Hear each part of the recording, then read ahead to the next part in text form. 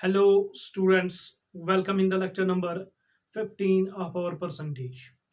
और आप सबको पता है कि हम 3 दिन के बाद लेक्चर बना रहे हैं क्योंकि मैं बहुत बीमार था, फंगल इन्फेक्शन हो गया था। और जो पीछे हमने किया था वो क्वेश्चन नंबर 70 तक हमने किया था। क्वेश्चन नंबर 70 तक हमने कौन सा टाइप सीखा पिछली बार?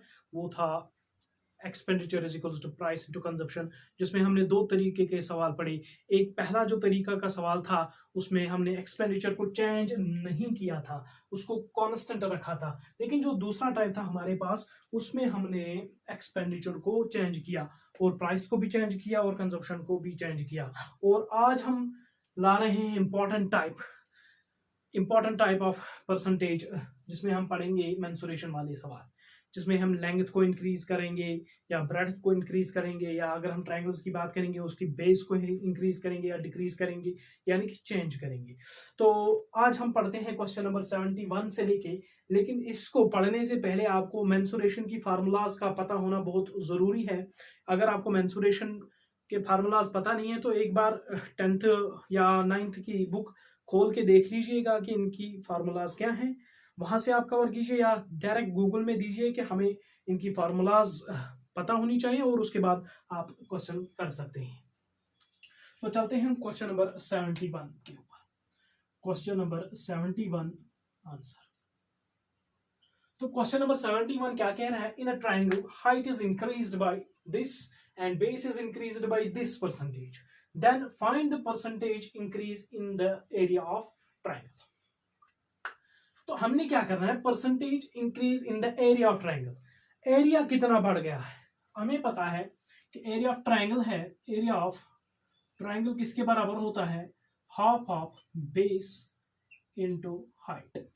ये हमें फॉर्मूला पता है। लेकिन अगर हम गौर से देखेंगे, अगर हमारे पास एरिया है तो क्या वो 1/2 पर, इसको हम इस तरीके से लिख सकते हैं, क्या एरिया 1/2 पर डिपेंड करेगा? अगर हम एरिया को बढ़ा रहे हैं क्या वो 1/2 पर डिपेंड करेगा? क्योंकि ये 1/2 क्या है हमारे पास? कांस्टेंट वैल्यू है, कांस्टेंट वैल्यू है। चाहे एरिया बढ़े या घटे, 1/2 ही रहेगा। ये ना चेंज होगा ना कुछ होगा, मतलब ये कांस्टेंट ही रहेगा। अगर ये कांस्टेंट रहेगा इसका मतलब यही है, यानी कि एरिया इस पे डिपेंड नहीं करता है, एरिया इस पे डिपेंड नहीं करता। इसका सिंपल मतलब है कि हमारे पास जो एरिया होगा वो directly proportional to base into height होगा। यानी कि अगर हमारे पास एरिया है वो बेस से चेंज हो सकता है, बेस से इंक्रीज या डिक्रीज हो सकता है। अगर हम बेस को इंक्रीज करेंगे तो एरिया इंक्रीज होगा क्योंकि डायरेक्टली प्रोपोर्शनल है। डायरेक्टली प्रोपोर्शनल का मतलब यहां अगर हम बेस को बढ़ाएंगे तो एरिया भी बढ़ेगा, अगर बेस को घटाएंगे तो एरिया भी घटेगा। अगर हम हाइट को बढ़ाएंगे इसका मतलब है एरिया भी बढ़ेगा, और अगर हम हाइट को घटाएंगे इसका मतलब एरिया भी घटेगा। इसी का मतलब होता है डायरेक्टली प्रोपोर्शनल। पिछली बार हमने सीखा था इनवर्सली प्रोपोर्शनल, जिसमें हमने सीखा था price is inversely proportional to consumption. इसमें क्या हो रहा था कि कंजप्शन अगर बढ़ेगी तो इसका मतलब प्राइस घटेगी, यही होता है इनवर्सली प्रोपोर्शनल। यहाँ का वैल्यू अगर घटेगा यहाँ का बढ़ेगा, यहाँ का बढ़ेगा यहाँ का घटेगा। इसमें क्या होता है? इसमें इसका उल्टा होता है, अगर यहाँ बढ़ेगा यहाँ बढ़ेगा, यहाँ भी बढ़ेगा, यहाँ बढ़ेगा यहाँ भी बढ़ेगा, यहाँ घटेगा यहाँ भी घटेगा, डायरेक्टली प्रोपोर्शनल। इस होल का मतलब है, इस पूरे सिस्टम का मतलब है कि ये 1/2 पे डिपेंड नहीं करेगा, कांस्टेंट वैल्यू पे। कभी जब भी हम परसेंटेज चेंज की बात करेंगे तो कांस्टेंट वैल्यू पे डिपेंड नहीं करेगा। एरिया कांस्टेंट वैल्यू चाहे वो कुछ भी निकालना हो तो कांस्टेंट वैल्यू पे डिपेंड नहीं करेगा। डिपेंड किस पे करेगा? जो भी चेंज होगी, जो भी वेरिएबल्स हमारे पास होगा, जो भी चेंज होगा कांस्टेंट नहीं होगा। हमारे पास जो भी वेरिएबल होगा वो चेंज होगा तो उसका मतलब है उसी रेस्पेक्ट में हमारा एरिया भी चेंज होगा। तो करते हैं क्वेश्चन सॉल्व। ये थी इसकी थ्योरी पार्ट, जो कि समझना बहुत जरूरी था कि कैसे हम सवालों को करेंगे। फार्मूला देख के ही हम क्वेश्चन को निपटाएंगे।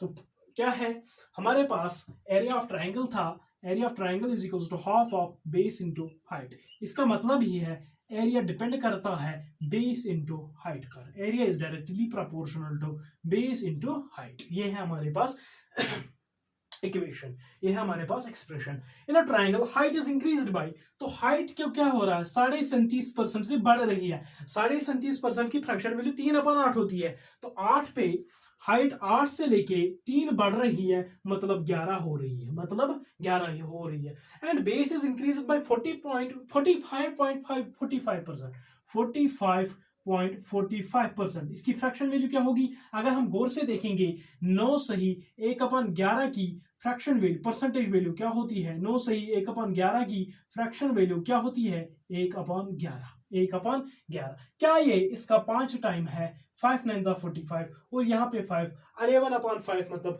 11 4 44 और 11 5 55 whatever, तो ये यही आएगा 5/11। तो इसकी फ्रैक्शन वैल्यू 5/11 आ जाएगी। मतलब हमारे पास बेस इंक्रीज हो रही है, कहां से कहां तक, 11 से लेके 11 और 5 16 होता है, 11 और 5 16 होता है। हाइट हमारे पास 8 से लेके 11 हो रही है, और बेस हमारे पास 11 से लेके 16 हो रही है, क्योंकि दोनों इंक्रीज हो रहे हैं। Then find the percentage increase in the area of the triangle. Area of triangle wholly depend करता है, यानी कि इस यहां से हमें एरिया का रेशो आ जाएगा, length height into breadth, breadth into ये base into height, base into height, base into height. Area depend करता है बेस इनटू हाइट पर, तो हम इनको इनटू में लेके आएंगे। 8 × 11 इज टू 16 × 11, 16 × 11। तो एरिया का रेशो क्या आ जाएगा, फर्दर हम इसको सॉल्व करेंगे। 11 से 11 गया, 8 से 2 बार घटेगा, तो 1:2, 1:2 हमारे पास रेशो आ जाएगा। तो अब एरिया बढ़ा कितना, एरिया बढ़ा कितना, एरिया बढ़ा 1।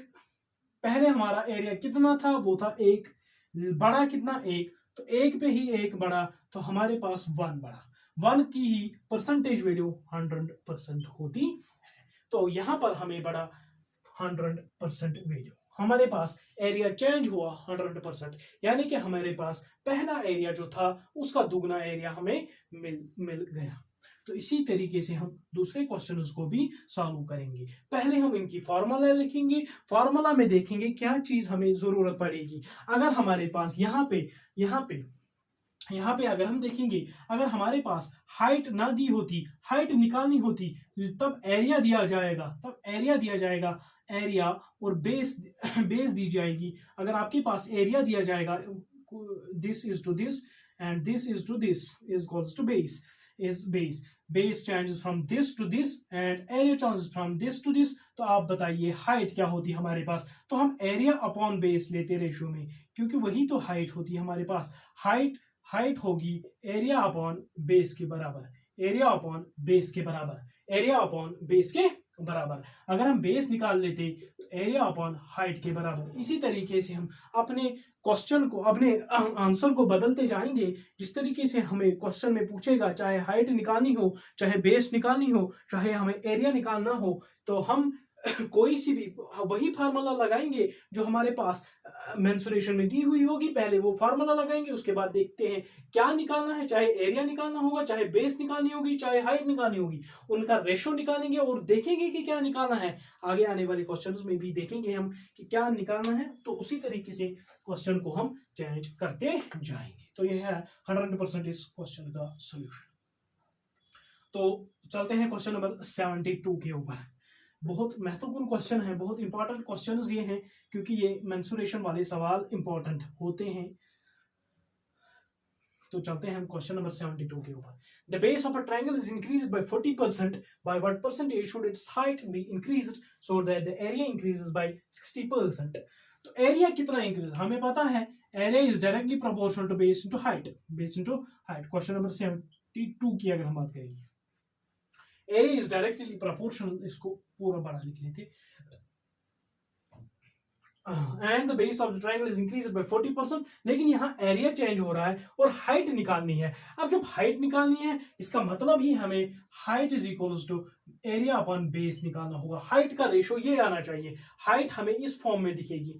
तो अब हम क्या करेंगे, एरिया का रेशो 60% बढ़ रहा है, is increased by this percent, 60%। 60% की फ्रैक्शन वैल्यू क्या होगी हमारे पास, 60%, क्योंकि 20% के मल्टीपल में आता है, 20 × 20, 20 × 3 इज इक्वल टू 60%। यानी कि 20% की फ्रैक्शन वैल्यू 1/5, 1/5, और 60% उसका 3 गुना है तो 3/5, तो 5 से लेके 8 हो रही है हमारा area. And the base of a triangle is increase bye 40%, और जो बेस है हमारे पास, बेस जो है हमारे पास 40% से इंक्रीज की जाती है। 40% की फ्रैक्शन वैल्यू 2/5, 5 से लेके 7 किया जा रहा है, 5 से लेके 7 किया जा रहा है। तो एरिया अपॉन बेस ही हाइट का रेशो होगा, हाइट का रेशो एरिया अपॉन बेस ही होगा। तो एरिया अपॉन बेस क्या है, 5/5 is to 8/7, 5/5 is to 1, 8/7 is to 8/7। तो अब इस पूरे होल को 7 से मल्टीपल देंगे ताकि हमें ये 7 गायब करना, ये 7 गायब करने के लिए हमें इन्हें 7 से मल्टीप्लाई करेंगे। तो 7:8 हमारे पास हाइट का रेशो आया। अब जब हाइट का रेशो 7:8 आया तो हमें क्या निकालना है, by what percent should its height be increased. तो इसकी 1/7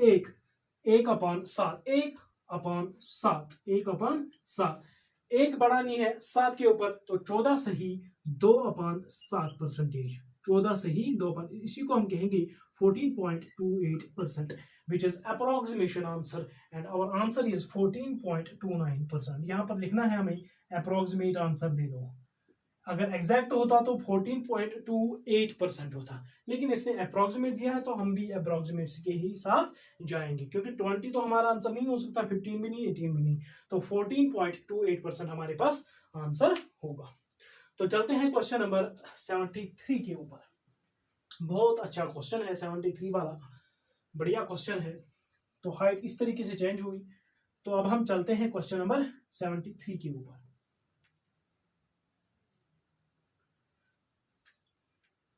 तो क्वेश्चन नंबर 73 क्या है हमारे पास, the diagonal of a square is decreased by this, is decreased by 45%, find the percentage decrease in the area. तो डायगोनल क्या है हमारे पास, स्क्वायर की डायगोनल होती है √2a, √2a डायगोनल होती है √2a, ए हमारे पास साइड होता है, ए हमारे पास साइड होता है। तो डायगोनल को इस तरीके से भी हम लिख सकते हैं √2s। अब कैसे, अब देखते हैं, स्क्वायर है हमारे पास, ये एक स्क्वायर है, ये एक स्क्वायर है, इसकी डायगोनल ये है।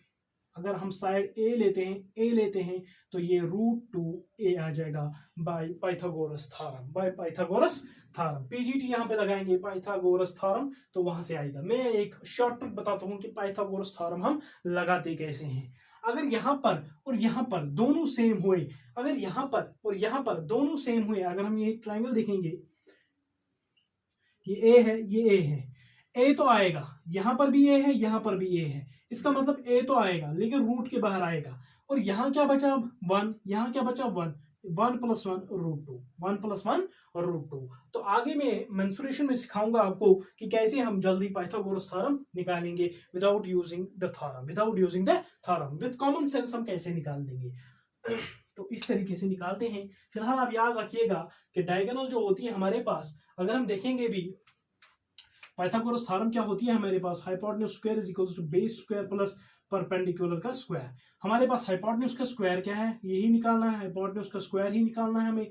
तो base square a square plus a square which is further equal to under root of a square 2a square, square तो आ जाएगा √2a, ये हमारे पास हाइपोटेन्यूज होता है, यानी कि वही तो हमारे पास स्क्वायर की डायगोनल होगी √2a के बराबर, √2a के बराबर। तो चलते हैं क्वेश्चन क्या कह रहा है हमारे पास, क्वेश्चन हमारा क्या कह रहा है, √2a या √2s भी लिख सकते हो आप, बहुत सारी किताबों पर √2s भी लिखा होगा, तो वहां कंफ्यूज नहीं होना है कि s ही हमारे पास साइड होता है, हमने a लिया है साइड। द डायगोनल, तो अब डायगोनल यहाँ पर परसेंटेज हम पढ़ रहे हैं, इसीलिए हम जो कांस्टेंट वैल्यू होगा उसको हम हटाएंगे। इसका मतलब डायगोनल ही हमारे पास साइड के डायरेक्टली प्रोपोर्शनल होगा, यानी कि d is directly proportional to s, side, s के ही मतलब है साइड। जितना साइड बढ़ेगा, जितना साइड इंक्रीज होगा, उतना ही डायगोनल इंक्रीज होगा। लेकिन हमने पढ़ा है area of square is equals to S square, यानी कि ए स्क्वायर, साइड का स्क्वायर होता है। इसका मतलब ही area of is directly proportional to a square, area is directly proportional to a square. Area ही हमें स्क्वायर ऑफ साइड के बराबर होगा, एरिया ही डायरेक्टली प्रोपोर्शनल ऑफ साइड के स्क्वायर के ही बराबर होगा। अगर हम यहां पर देखेंगे कि हमें निकालना क्या है, decrease in the area. Area तो डायरेक्टली डायगोनल से हमें कोई फार्मूला अभी पढ़ी नहीं, पढ़ेंगे लेकिन आने वाले लेक्चर्स में मेंसुरेशन में। अगर हम यहाँ पर रिलेशन देखेंगे, diagonal is directly proportional to a side, diagonal is directly proportional to side. अगर हम साइड निकाल लेंगे और उसका स्क्वायर टाइम्स कर लेंगे, उसी का मतलब है एरिया भी होगा। एरिया भी हम इस तरीके से लिंक कर सकते हैं। तो चलते हैं क्वेश्चन को सॉल्व करते हैं और देखते हैं क्या करेंगे हम क्वेश्चन में। अब हमारे पास जो डायगोनल का रेशो होगा, जो डायगोनल, इसका मतलब है जो diagonal is directly proportional to a, diagonal is directly proportional to a, जो डायगोनल का रेशो होगा वही तो साइड का रेशो होगा, वही तो साइड का रेशो होगा। तो diagonal of a square is decrease by 45%। 45% की फ्रैक्शन वैल्यू 5 के मल्टीपल में आता है।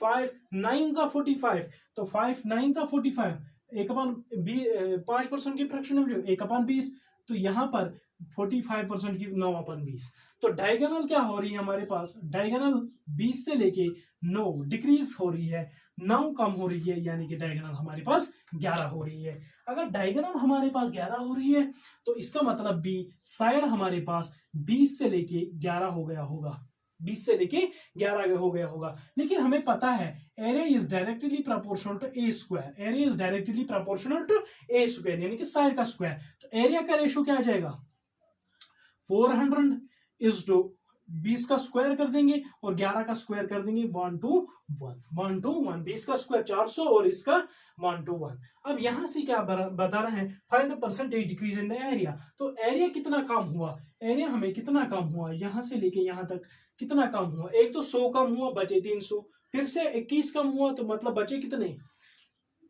बचे कितने 89, 89, तो 289 बचे हमारे पास, 289,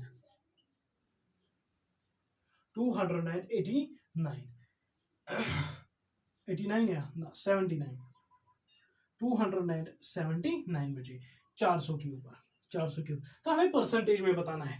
अगर हम परसेंटेज में बताएंगे तो यहां पर मैं एक यूज करता हूं वही पुराना वाला कॉन्सेप्ट जो हमने सीखा है कि अगर नीचे 100 हो जाता तो डायरेक्टली परसेंटेज में आंसर आ जाता। इसीलिए हम ऊपर भी 4 से डिवाइड करेंगे, नीचे भी 4 से डिवाइड करेंगे, तो मतलब आ जाएगा ऊपर हमारे पास क्या आ जाएगा, 4 6 24, बचे कितने 3 39, 4 9 36 पॉइंट आ जाएगा, 36 पॉइंट आ जाएगा, 3 बचा, 4 7 28, 4 7 28 वगैरह वगैरह जो भी आएगा 69.7 समथिंग हमारे पास आंसर आएगा। निकालने की कोई जरूरत नहीं, जो ही आपको दिखेगा 69 मतलब हमारे पास यही आंसर होगा, 69.75% डायरेक्ट सॉल्यूशन हमने लाया, क्योंकि हमने नीचे 100 बनाया। अब जब 100 बनाया नीचे तो उसका मतलब ही हमारे पास डायरेक्ट परसेंटेज वैल्यू में आंसर आएगा। तो चलते हैं क्वेश्चन नंबर 74 के ऊपर। बहुत अच्छा क्वेश्चन है ये, इसकी मैक्सिमम लेवल है, हम बहुत डिस्कस कर रहे हैं क्वेश्चंस को, बहुत डीपली लेके जा रहे हैं ताकि आप जहन आपका खुल जाए, आपका सोचने की जो आपकी कुव्वत है, सोचने की जो क्षमता है वो आपको भी बढ़े। तो question number 74, in a cuboid आपको पता होगा ये एक 3D होता है, 3D शेप होती है क्यूबॉइड की। ये हमारे पास क्यूबॉइड होता है, लेंथ ब्रेड्थ हाइट होती है इसके पास, and breadth is in a cuboid the length is increased by this and breadth is decreased by कितना कर लेते हैं यार, ये क्वेश्चन में हमने छूटा है, क्वेश्चन में इसको हमने क्यों नहीं लिखा है वहां पर, यहाँ पे तो अब मैच कराना पड़ेगा ना, परसेंटेज वैल्यूज हमने देखे हैं।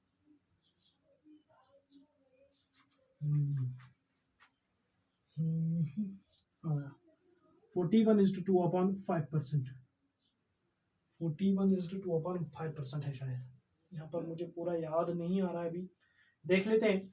In a cuboid the length is increased by this and the breadth is decreased by this, then by how much percentage the height should be changed, the height should be changed।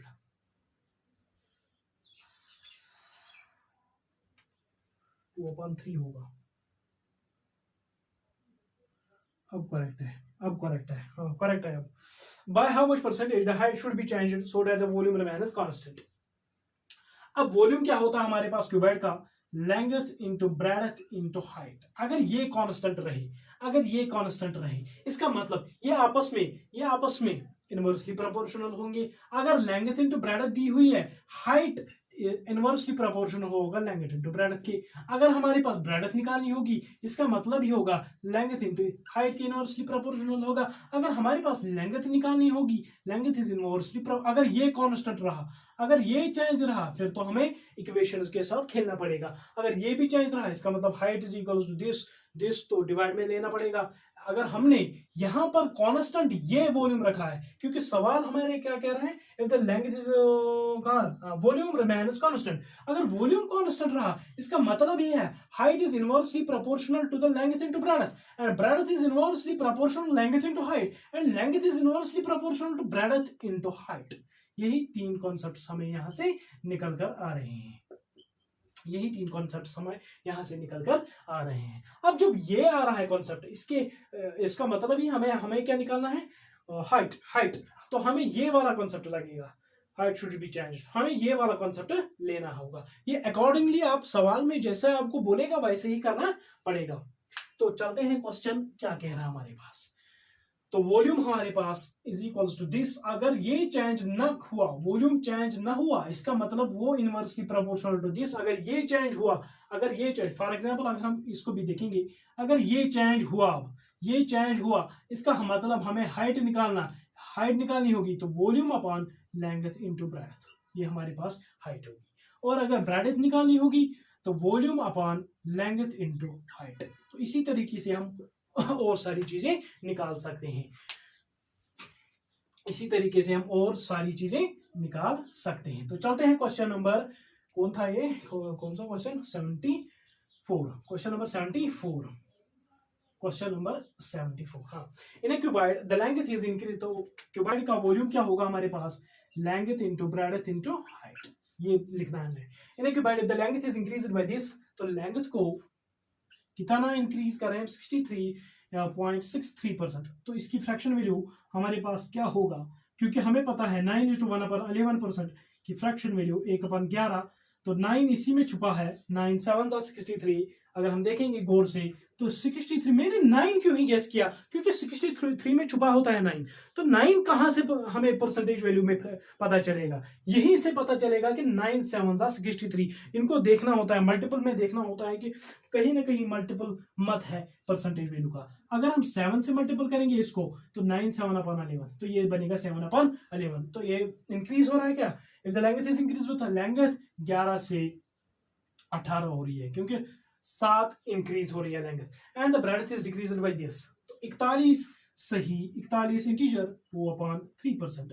इसकी fraction value, क्योंकि हमें पता है 3 नीचे 8:1/3 में आता है, 8:1/3 में आता है, 8:1/3 में आता है। अगर हम इसको 5 से मल्टीपल करेंगे, 5 40, 5/3 बचेंगे 2, तो इसका मतलब 5/12, क्योंकि 1/12 की ही 8:1/3% होती है फ्रैक्शन वैल्यू। 5 यहां से भी मल्टीपल करेंगे, यहां से भी मल्टीपल करेंगे, तो इसका मतलब बेस जो हो रहा है हमारे पास, एंड ब्रेडथ जो हो रही है हमारे पास, ब्रेडथ कहाँ कहाँ डिक्रीज हो रही है, तो 12 पे 5 कम हो रही है, तो 12 से लेके वो 13 हो रही है शायद। अच्छा, 12 से 5 कम यानी कि 7, 12 से 5 कम यानी कि 7 हो रही है, 12 से 5 कम यानी कि 7 हो रही है। Then by how much percentage height should be changed. तो अगर हम वॉल्यूम को कांस्टेंट रखेंगे, तो height is inversely proportional to 1/लेंथ इनटू ब्रेडथ। अगर हम लेंथ इनटू ब्रेडथ यहां से निकाल देंगे, लेंथ इनटू ब्रेडथ यहां से निकाल देंगे, यहां से लेंथ इनटू ब्रेडथ का रेशियो निकाल देंगे, तो 11 × 12 इज टू 18 × 7। अब यहां से कटेगा क्या, हाँ 6 से कटेगा, 11 2 22, यहाँ बचा 2, यहाँ बचा 3, 7 3 21। तो लेंथ इनटू ब्रेडथ का रेशियो ये आ गया हमारे पास, लेंथ इनटू ब्रेडथ का ये रेशियो। तो हाइट का क्या रेशियो आ जाएगा, इसका इनवर्स रेशियो आ जाएगा, 21:22, यानी कि एक बढ़ गया है 21 के ऊपर, एक बढ़ गया है 21 के ऊपर, 1/21। यानी कि अगर हमारे पास 1/20 हो जाता तो 5% आ जाता, लेकिन हमारे पास जो 1/21 है वो 5% से कम सोल्यूशन देगा, क्योंकि 21 है, 20 उससे छोटा है। अगर डिनोमिनेटर छोटा होता तो डिनोमिनेटर तो हमारा सोल्यूशन बड़ा आ जाता। अगर डिनोमिनेटर बड़ा आ जाएगा तो हमारा सोल्यूशन कम आ जाएगा, यानी कि 5% से तो बिल्कुल कम आ जाएगा। तो कौन कौन खत्म हो गया, ये वाला खत्म हो गया, ये वाला हमारे पास सोल्यूशन हो ही नहीं सकता। लेकिन 5% से तो थोड़ा ही कम होगा, इसीलिए ये वाला ऑप्शन भी कैंसिल होगा, ये वाला भी ऑप्शन कैंसिल हो जाएगा। तो खाली बचा हमारे पास 4.76%, 5% से थोड़ा कम, ये ज्यादा कम है, ये क्लोज टू 4% ऑप्शन है, क्लोज टू 4%, कि 4.1% है, ये 4.76%, अप्रोक्सीमेटली इक्वल टू 4.8%, 4.8%, यानी कि 0.2 कम है, 0.2 कम है 5 के ऊपर। फिर भी अगर आप सोल्यूशन को चाहोगे तो 1/21 इंटू 100% करना पड़ेगा, ये परसेंटेज देगा हमारे पास। तो 100/21 कैसे करेंगे, अब 21 का पहाड़ा याद होना चाहिए इसके लिए।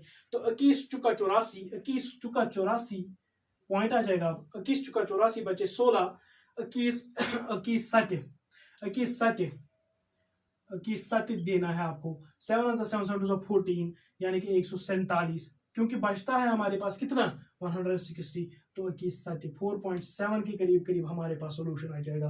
That is only one and only C part, that is one and only C part. तो चलते हैं हम क्वेश्चन, ये है सोल्यूशन। लेकिन इधर क्यों जाए जब यहां ही पता चले कि 5% से थोड़ा कम, 5% से थोड़ा कम 4.76%, एक ही ऑप्शन था। ऑप्शन से भी करना होता है, ऑप्शन से ही करना होता है, से भी करना नहीं होता है, से ही करना होता है। क्यों झंझट पाले, क्यों पूरा सोल्यूशन निकालें हम।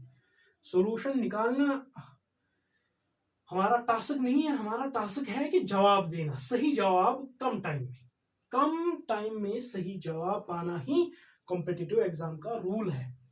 तो क्वेश्चन नंबर 75 पे चलते हैं। Question number 75, if the area of the square is decreased by 19%, area of square क्या होता है, स्क्वायर है हमारे पास, इसका एरिया होता है directly proportional to a square, यानी कि साइड का स्क्वायर, साइड का स्क्वायर, साइड का स्क्वायर।